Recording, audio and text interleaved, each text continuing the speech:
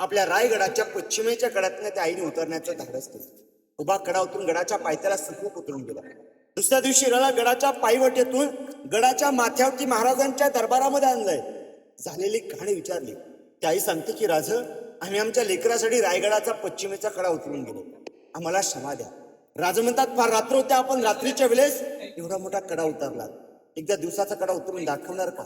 त्यावेळी ती आई आपल्या रडक्या अवस्थेमध्ये काय म्हणते की महाराज, ज्यावेळी मी कडा उतरत होते ना, त्या नजरेसमोर तो कडा आठवत नव्हता, नजरेसमोर मला माझं लेकरू आठवत होतं.